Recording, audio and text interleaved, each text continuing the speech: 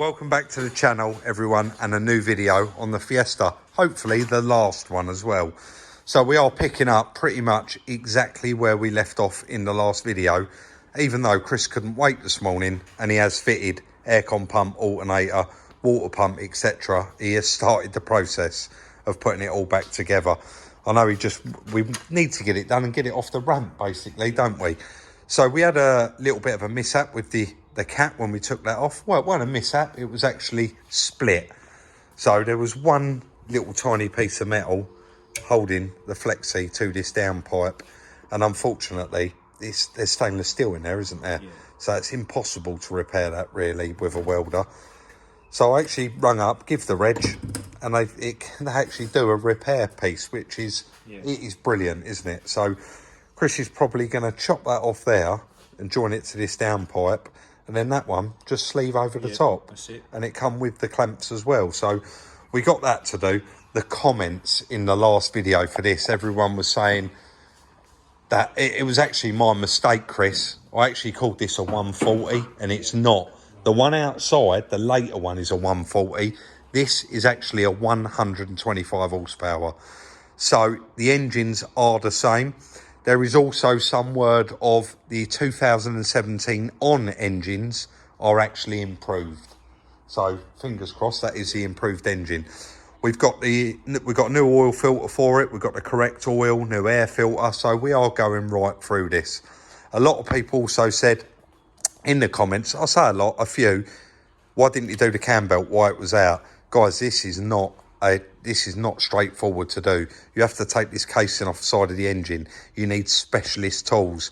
And don't forget, this has only done 14,000 miles, 2018 engine. And the recommended, believe it or not, is 100,000 miles or 10 years old.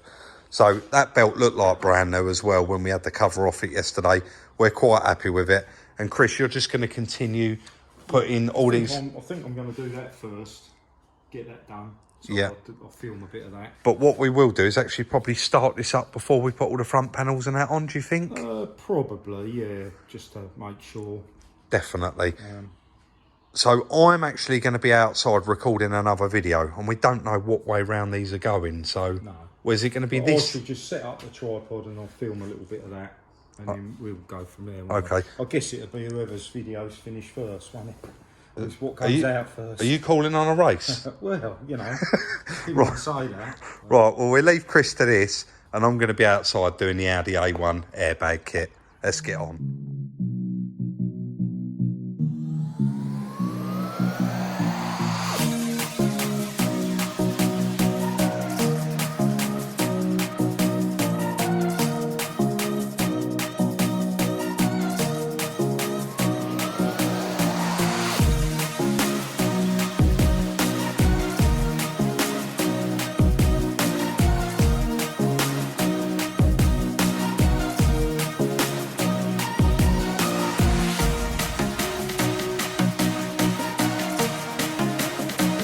Usual rules apply there. Measure twice, cut once, and you will see that Chris actually fitted this temporary on the car, then bolted this back onto the exhaust, made sure he got it bang on, and he got a couple of tacks on there, mate. Yeah. And that's now ready to zip up. And that's it, mate. He was actually going to sleeve this end, but decided that the bracket, this bracket in particular, it would have needed to have been stretched open to go over the top of that where it was slightly oversized, but and the clamp wouldn't have... The clamp wouldn't have done up because that would have been in the way. So really it had to be done this way. And this is, I guess, just going to look like original, isn't it? You're not going to tell. So we'll leave Chris to weld that up and continue on.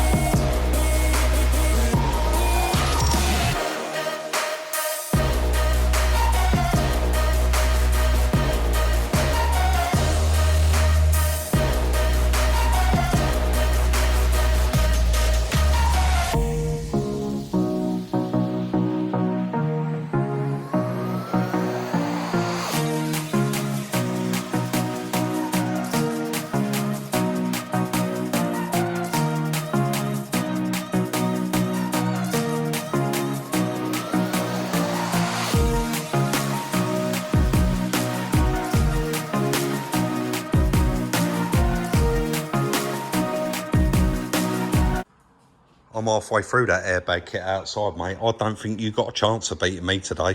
That's because half my tools are missing.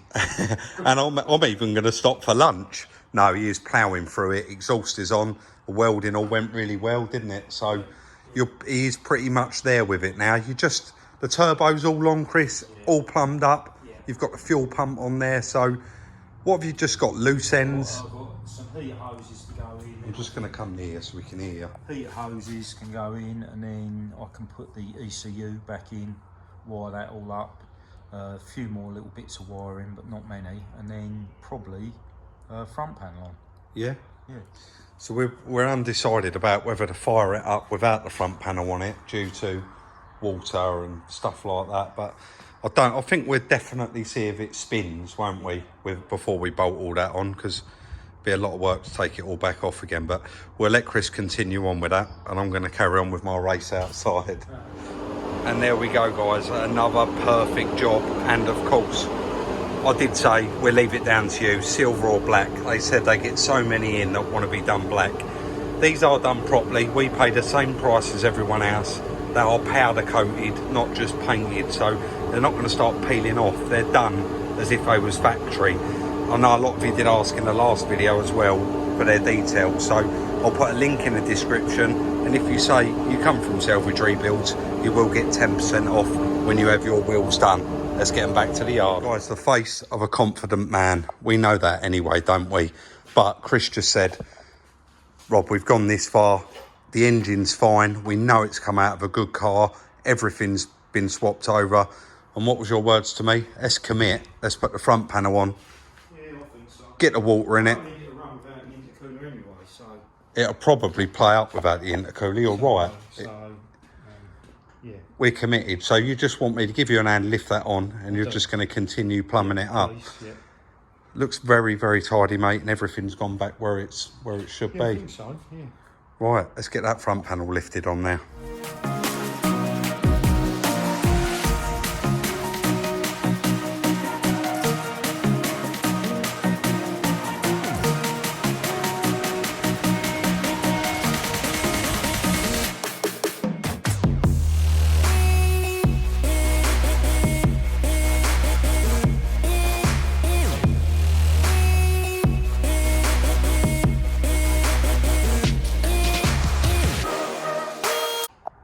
All I had to do there was just help Chris lift it on, get a couple of bolts in it. It's quite awkward to bolt in one-handed, one of you to do both of them sides up. So I just helped him lift it on, put a bottom hose. Of course, I can't stand here watching him, so I'm going to sit down and watch. I'm going to let Chris crack on with that, and I'm going to carry on outside.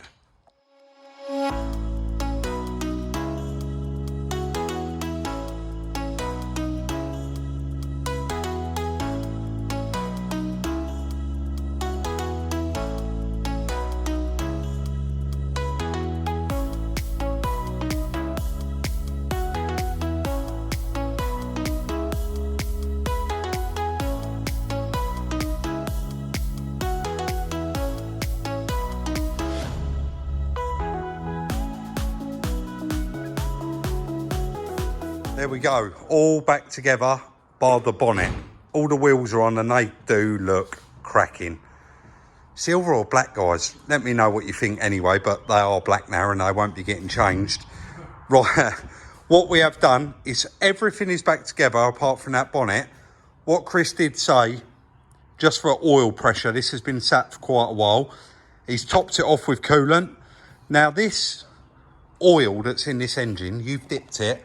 It's between the minimum and the maximum. Yep. We want that to get hot because we've bought a service kit for it anyway. That's it. But what Chris did just say, and I think we've done this previously on other vehicles, he's actually unplugged all of the coil packs just to spin it over a few times, get a nice bit of oil pressure there, get the fuel system bled up a little bit. I mean, it's self-bleeding, and then we'll plug that back in. So is she even going to spin over, Chris? That'd be all right, wouldn't it?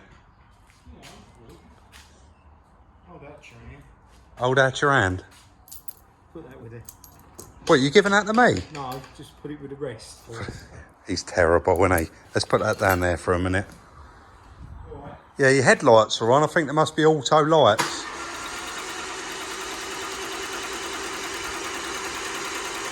Sounds all right. Is that the quietest spin over in the world? That is so quiet, isn't it? Is this going to be a yes moment? I can smell fuel. Well, that's a good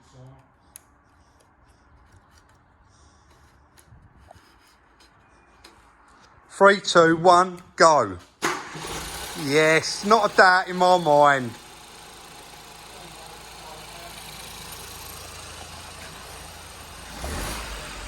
I know we've got engine light on, but that's going to be stored because of the last engine. Oil pressure light's gone straight out, battery light's on. Battery light is on, yeah, isn't it? That's fully charged, so we must have a little bit of an issue there. Maybe one of the wires is broken, I don't know.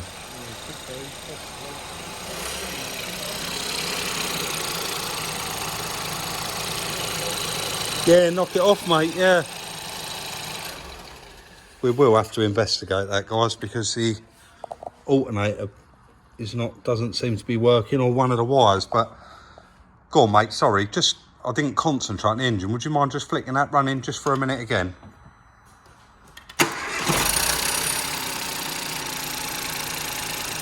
Swiss watch.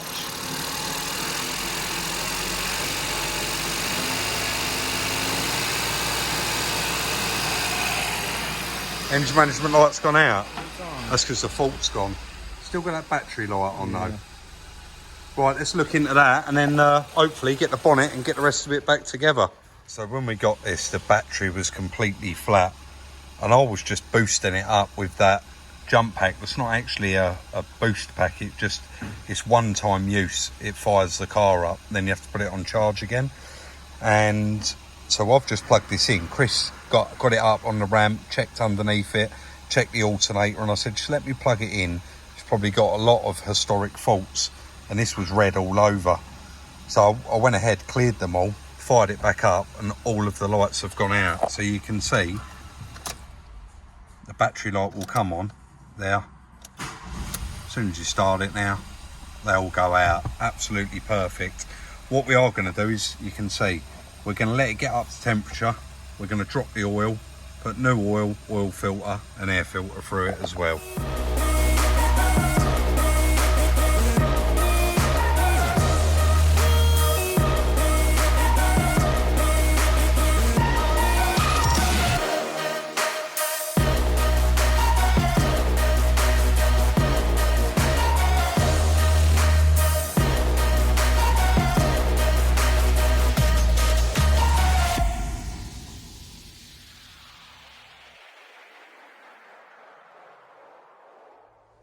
All completely back together, no warning lights at all. Nice new refurbed wheels, oil filter, air filter. I think the only one we haven't done is actually the pollen filter, and I am going to do that. I completely forgot. Do you know what? It always goes forgotten, doesn't it? And we always say that. But in the last couple of videos, in fact, there must have been at least 30 comments saying, are you going to strip this engine? Are you going to get into it? The answer to that is no, we're not, but it would be rude not to whip the sump off. Yeah. Have a look at the oil strainer. A lot of people already know. Almost to confirm. Confirm what we think. So I'm just going to pop out. I've got to grab something for another car, and Chris is actually going to remove that sump. Yeah. And then when we get back, we can have a look at it. Yeah. You don't need to take the end plate off or anything, do you? No, they're all there. So can't wait to see the inside of that. We'll leave him to crack on with it. Guys, I just got back from where I've been. Chris has drained it out. He's got the sump off. And I said, what's it like? And he started laughing straight away. So this is, I'm putting it off, I'm putting it off. This is the wet belt, which is a completely separate belt to the cam belt. This runs off of the crank and then runs the oil pump in the engine.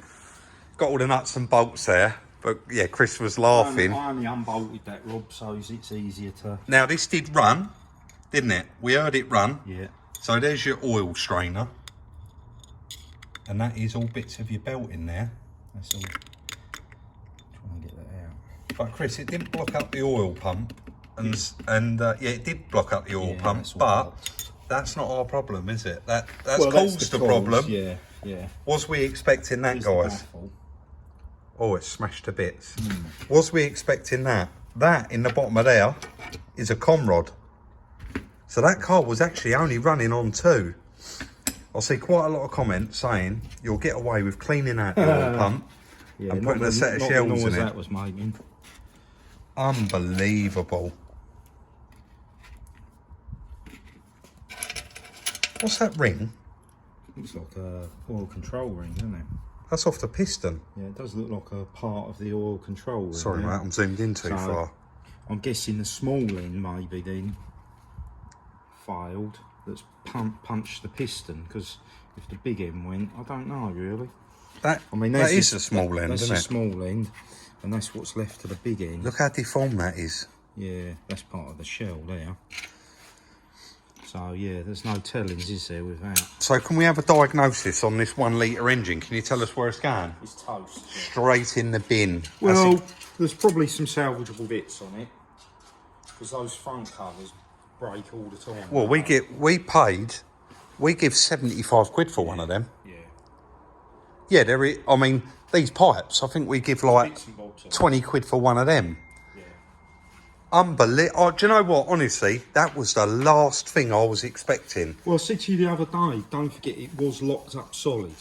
You're right, it was. We unseized it. You nearly had butted the steering wheel. This was probably jammed up somewhere. Let me show this a bit more, Chris. I don't think we probably snapped that. No. It was more likely it was jammed up. might have snapped that bit off. You don't know, do you, when it went? But we freed it up. But it's a bit more than a sticking bearing, wasn't it? That's... I was going to try and explain what's actually happened there, but I can't because it's broke into too many pieces. So obviously it's run out of oil, it's got hot, and it's just exploded. Well, look at the state of that baffle. Yeah, when it seizes up though, that stops spinning on the journal. Yeah. So that's what causes this damage, like that, because the other two keep going. So it keeps running. It's still being driven. The crankshaft's still being driven by the other 2 cylinders, but that one's seized up on the journal, so can no longer rotate. That's right, yeah. And that's what does the damage. But that being broke off that small end, that has obviously gone up after it's snapped here. That's gone back round. Yeah, but it needs to do that on the small end. That's right, yeah. And when that seizes, it can't do that. It's called it at some point because there are bits of piston in there. They're bits of aluminium. It must have smacked the bottom of the piston. Do you think? It must do for the. Because look, that's a bit of the oil control ring there. That's aluminium there. Unbelievable. So I know everybody really wanted to see inside this engine. So that's fantastic, Chris. Thanks for doing that, getting that off and getting that stripped out. But yeah, that is the main cause of the problems. Is there like a little gauze in the bottom of that? Yeah, that all like feels, a sponge, or is all of that belt? None of that feels metallic. I'm going to stick my finger in there. Yeah, look. Yeah, that's all belt, isn't it? Yeah. Well, there you go. That's what happened to that one. And they say there's a lot of mixed reviews on these, but apparently the service intervals are unbelievable, and 18,000 miles. Yeah, you can see the oil in that is quite bad. That's not had a regular oil change, has it? Nah, but the service intervals are crazy, Chris, aren't they? Probably if you change the oil more regular on these, you might avoid that problem. I didn't want to get down too far. I got white. So it's so hard to see because it's 3-cylinder. It's the centre one. Yeah, number 2. Yeah, that's pretty chewed up as well, isn't it? Yeah. Just trying to show as much as I can. Mate, that's brilliant. You know, we see all that inside it. It was definitely worth taking that off. And so many people, like I said, asked for it. It's that time. Let's get it out for a road test. Get the aircon regassed. We also noticed MOT expires in September. So only a couple of months left on it. Let's put it for a nice new MOT as well while we're out. Actually, you're staying here, bud, aren't you? So I'm probably not going to be able to record the test drive, but of course I'll let you know how it goes. let's run it over there, see how we get on. I don't quite know how this is going to plan out, guys, but we're giving it a go with a tripod in the car. I've got some foam mounts, but they're actually in my car at home.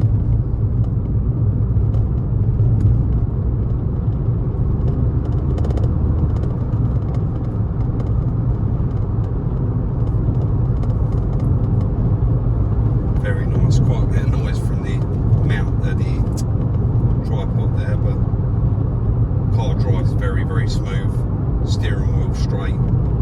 Got no complaints with this one, and it is so quiet. And that's going to be due to the low mileage, isn't it? Low mileage of the engine, should we say.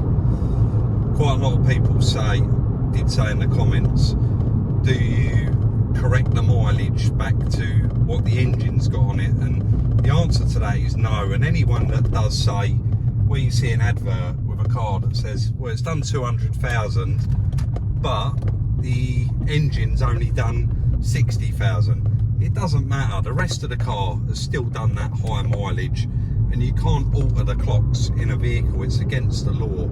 You can have mileage correction done, like in the little red ST Fiesta we had. That was burnt, and that's where a whole new wiring loom. So if a mileage correction was necessary, then you can have it put to what it should actually be. So I hope that explains that as well. We won't be doing anything about the mileage on the engine or the mileage on the car. It is staying exactly as it is.